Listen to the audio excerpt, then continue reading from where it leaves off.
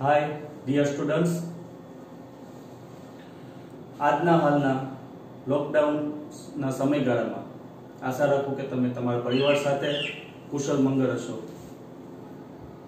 આ લોકડાઉનના સમયગાળામાં આપણે પ્રત્યક્ષ શિક્ષણ મેળવી શકીએ એવી કોઈ પરિસ્થિતિ ન હોવાથી હવે આપણે ડોક્ટર સુભાષ આર્ય કન્યા વિદ્યાલય આપણી સ્કૂલ તરફથી જે મહત્વના વિષયો છે ગણિત વિજ્ઞાન એના આપણે અભ્યાસના વિડિયો બનાવી અને શેર કરવાના છીએ. એની આપણે શરૂઆત કરવા જઈ રહ્યા છીએ.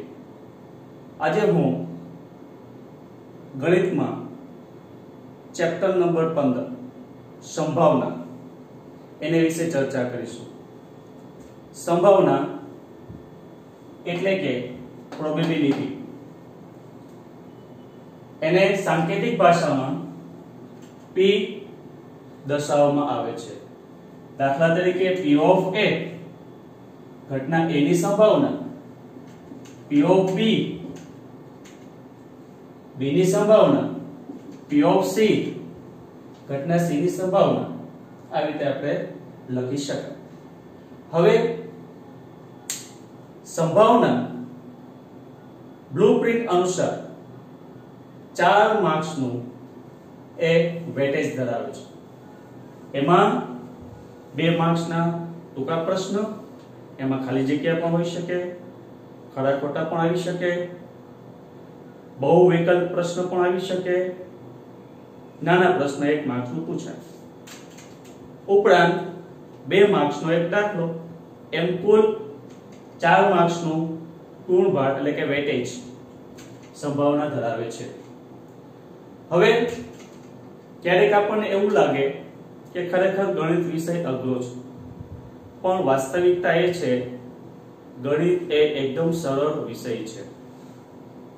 જો ગણિતમાં આવતા એના જે શાબ્દિક એના જે શબ્દો છે જો એને આપણે સારી રીતે સમજી લઈએ તો ગણિતની ભાષા સમજવી સરળ થઈ પડે, પરિણામે ગણિત પણ આપણને સરળ વિષય લાગે.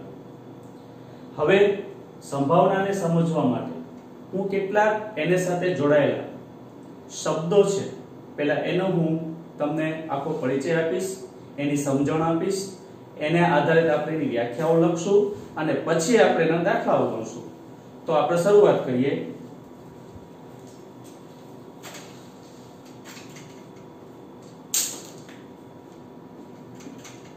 યાદચ્છિક પ્રયોગ, ત્યારબાદ નિદર્શાવકાશ, ત્યારબાદ ઘટના. ઘટનાના આપણે 2 પ્રકાર જોશું. એક શક્ય ઘટના જેને ચોક્કસ ઘટના કહેવાય, એક અશક્ય ઘટના. હવે ગણિતની અંદર કોઈ પણ ટોપિક સમજવા માટે જો એને સાથે જોડાયેલા એના શબ્દથી આપણે પરિચિત થઈ જાય તો એ ટોપિક, એ મુદ્દો આપણને સમજવામાં વધુ સરળ પડે.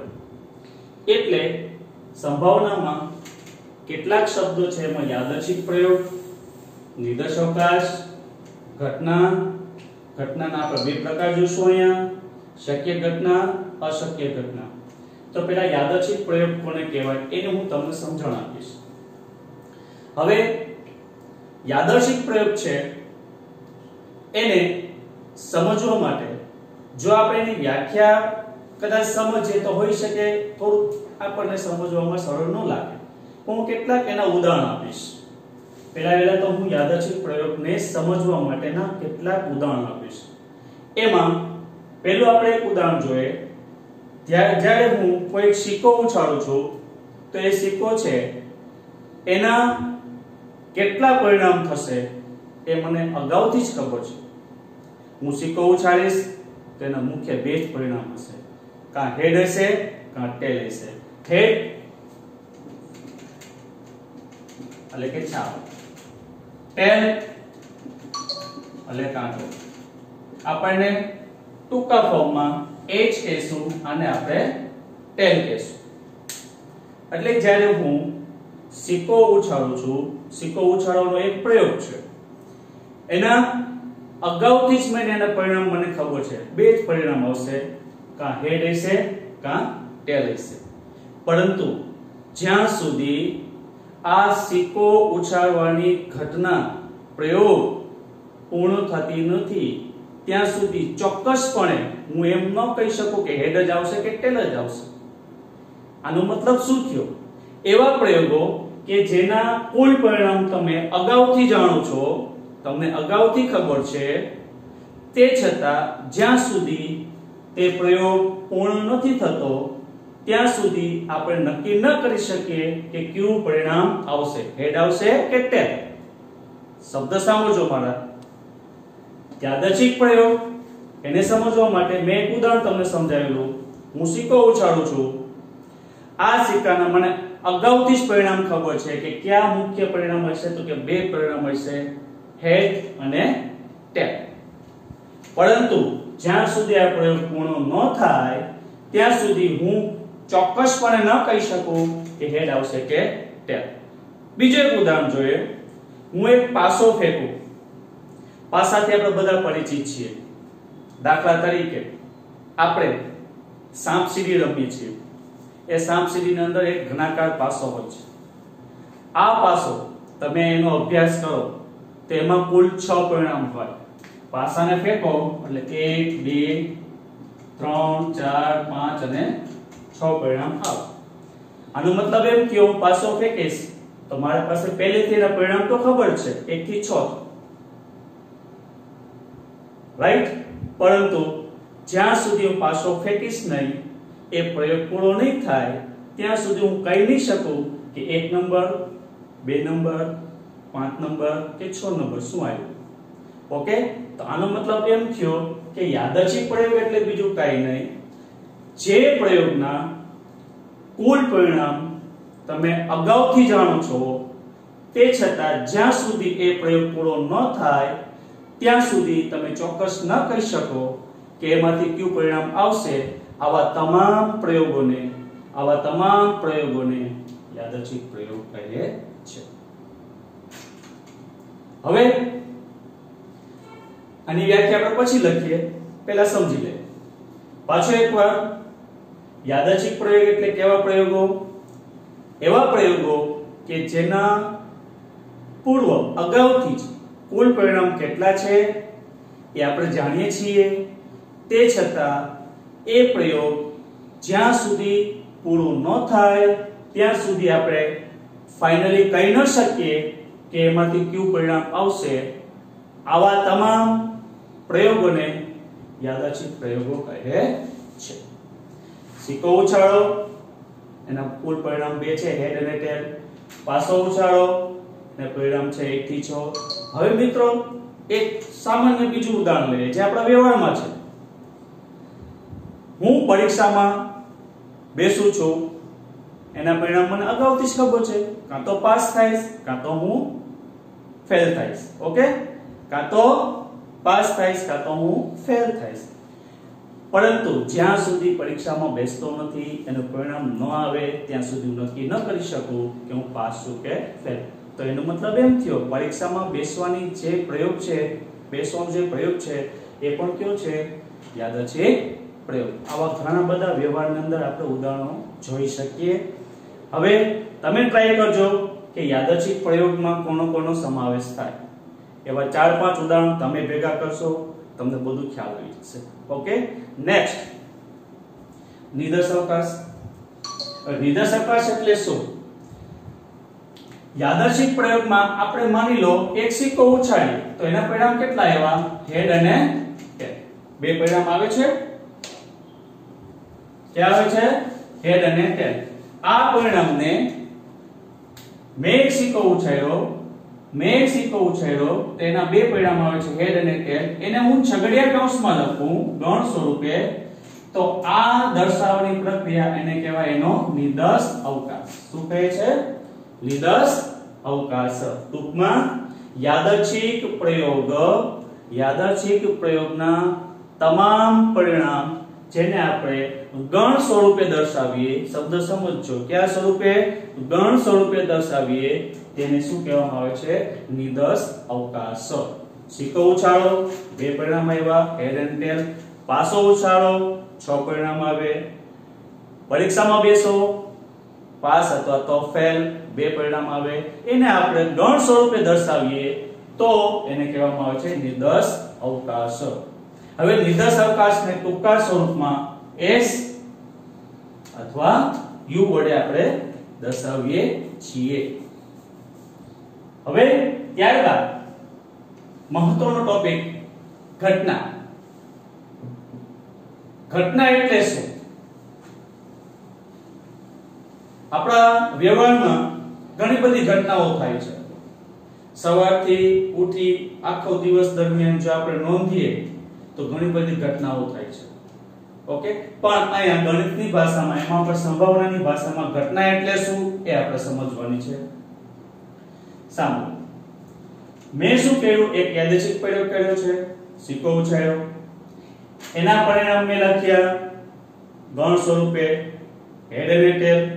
હવે સાંભળજો, હેડ એ પણ એક ઘટના કહેવાય, ટેલ એ પણ એક ઘટના કહેવાય. આનો મતલબ જ્યારે કોઈ તમે યાદચ્છિક પ્રયોગ કરો છો, મળતા એના નિદર્શ અવકાશ ના પ્રત્યેક ઘટકને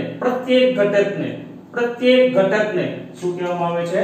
ઘટના કહે છે. એટલે કે હેડ એ પણ એક ઘટના છે, ટેલ એ પણ એક ઘટના છે.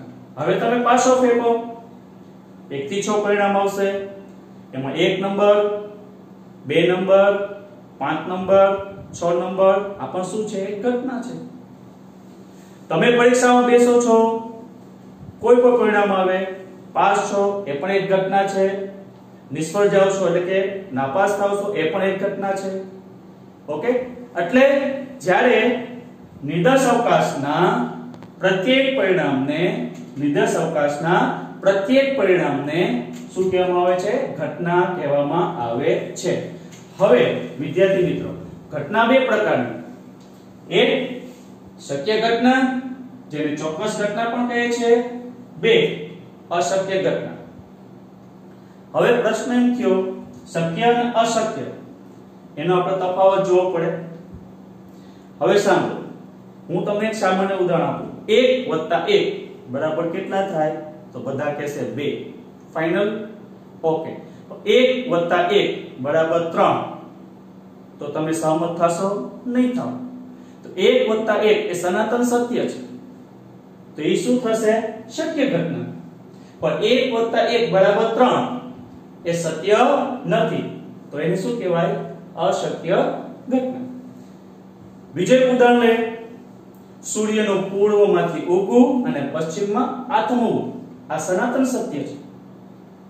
સૂર્યનું પૂર્વમાંથી ઉગવું અને પશ્ચિમમાં આથમવું એ સનાતન સત્ય ઘટના છે. એને શક્ય ઘટના કહે છે. પરંતુ હું ઊંધું બોલું, પશ્ચિમમાંથી ઉગવું અને પૂર્વમાં આથમવું એ સત્ય નથી, સનાતન સત્ય નથી. તો એ કેવી થશે? અશક્ય ઘટના. તો શક્ય ઘટના અને અશક્ય ઘટનામાં તમે સામાન્ય એનો આપણે તફાવત જોઈએ તો જે સનાતન સત્ય છે, જે શક્ય છે એ તમામ ચોક્કસ એટલે કે શક્ય ઘટનામાં આવશે, અને જે શક્ય ઘટના નથી એ કેમાં આવશે? અશક્ય ઘટનામાં. ઘણા બધા ઉદાહરણ તમે જોઈ શકો. દાખલા તરીકે હજુ આપણે એક ઉદાહરણ લે કે હું અમદાવાદમાં છું, એ જ સમયે મારું વ્યક્તિ કે હું પોતે જૂનાગઢમાં છું. એ શક્ય બને? ન બને. કાં તો તમે અમદાવાદમાં છો, કાં તો તમે જૂનાગઢમાં છો. એક સાથે બંને ઘટના એક સમયે ન થાય. ઓકે, આવી ઘણી બધી ઘટનાઓ છે. 1 + 1 બરાબર 2 જે શક્ય ઘટના છે, 1 + 1 બરાબર 3 જે અશક્ય ઘટના છે. સૂર્યનું પૂર્વમાંથી ઉગવું, પશ્ચિમમાં આથમવું એ શક્ય ઘટના છે, સનાતન સત્ય છે. સૂર્યનું પશ્ચિમમાંથી ઉગવું, પૂર્વમાં આથમવું જે અશક્ય ઘટના છે. આયા આપણે એક બાબત નોંધીએ, શક્ય ઘટનાની સંભાવનાને સંભાવના 1 લેવામાં, શક્ય ઘટનાની સંભાવના કેટલી લેવામાં આવે? 1. અશક્ય ઘટનાની સંભાવના કેટલી લેવામાં આવે છે? 0. કેટલી લેવામાં આવે છે? 0. તો તમે વિચાર કરો, શક્ય ઘટના પ્લસ અશક્ય ઘટના એનો તમે ટોટલ કરો. શક્ય માટે 1, અશક્ય માટે 0. કુલ કેટલી થઈ ગઈ? કુલ સંભાવના કેટલી થાય? 1 થાય. અને સાંકેતિક ભાષામાં લખવું હોય તો કેમ લખી શકાય? એનું પર તમને આપણે ઉદાહરણ લઈએ. ધારો કે કોઈ એક ઘટના છે ઈ, ઘટનાને ઇવેન્ટ કહેવાય, ઈવી ઈએનટી, ઇવેન્ટ એટલે ઈ વડે પણ દર્શાવે. પણ એવું નથી ઈ લેવાય, એ લઈ શકાય, બી લઈ શકાય, સી લઈ શકાય. તમે એને બીજી રીતે પણ લઈ શકો, આલ્ફાબેટ તમે દર્શાવી શકો. ઓકે, આ હું ઈ વડે દર્શાવું. ધારો કે કોઈ ઘટના બને છે અને ધારો કે એ જ ઘટના બનતી નથી. જો બનતી નથી એના ઉપર હું 12 લખું છું.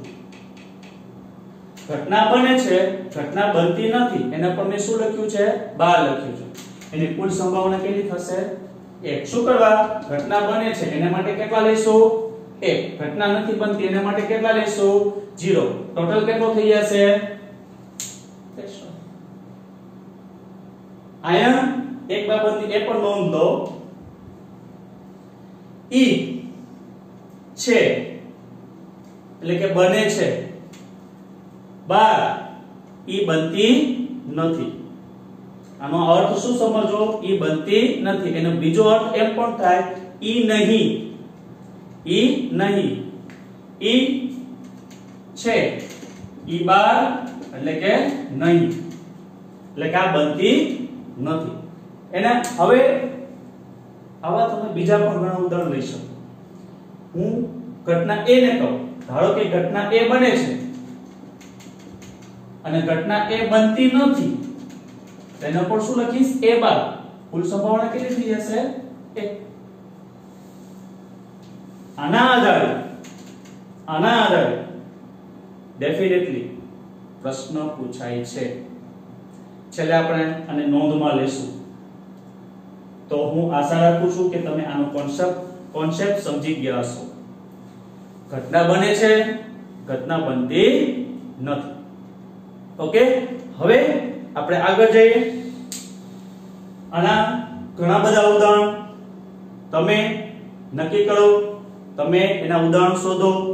શક્ય ઘટના કોને કહેવાય? અશક્ય ઘટના કોને કહેવાય? હંમેશા એક બાબત ધ્યાન રાખો, શક્ય ઘટનાની સંભાવના 1, અશક્ય ઘટનાની સંભાવના 0. ટોટલ સંભાવના કેટલી થશે? 1. એટલે કે એક ઘટના બને છે ને એક ઘટના બનતી નથી, એનો કુલ સરવાળો કેટલો થશે? 1. હવે આપણે બે વ્યાખ્યા બીજી જોવાની છે. આપણે યાદચ્છિક પ્રયોગ સમજી ગયા, નિર્દેશ અવકાશ સમજી ગયા, ઘટના વિશે સમજ્યા. ઘટનાના બે પ્રકાર આપણે અહીં જોયા છે, એક શક્ય ઘટના અને એક અશક્ય ઘટના. હવે બીજી બે પ્રકારની આપણે ઘટના જોવાની છે.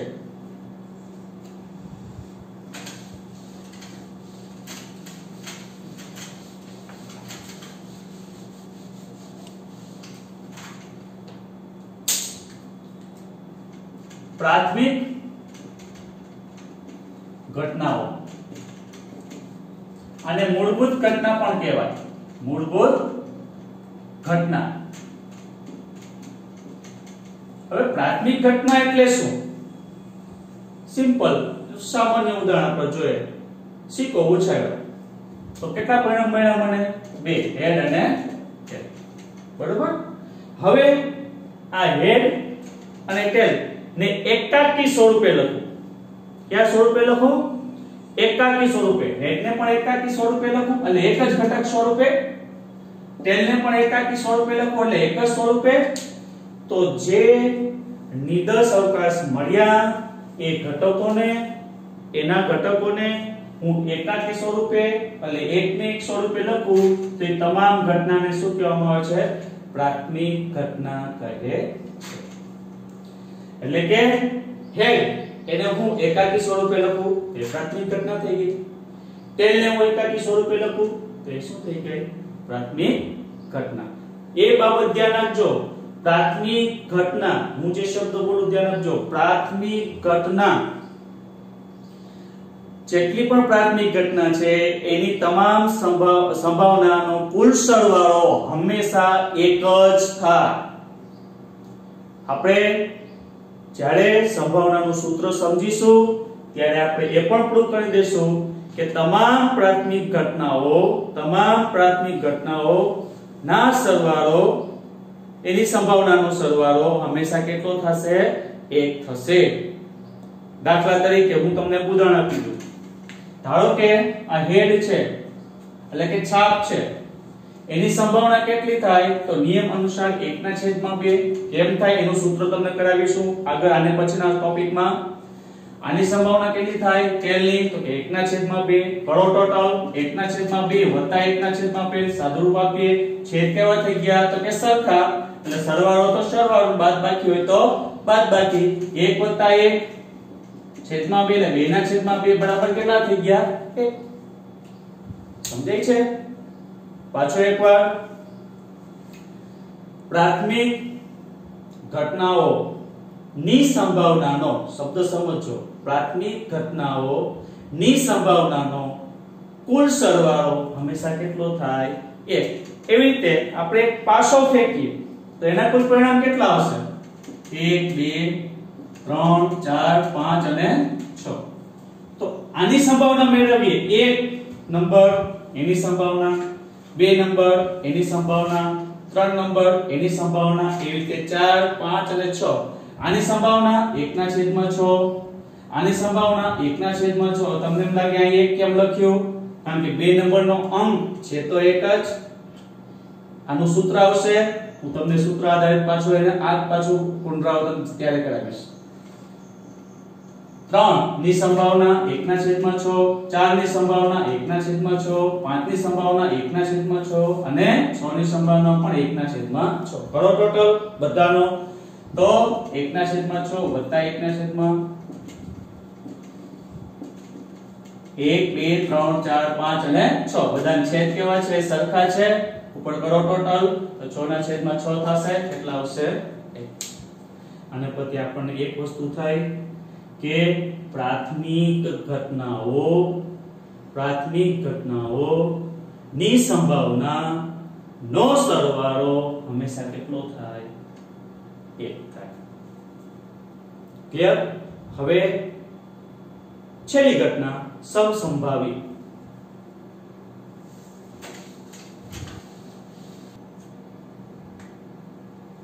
સમસંભાવી ઘટનાઓ.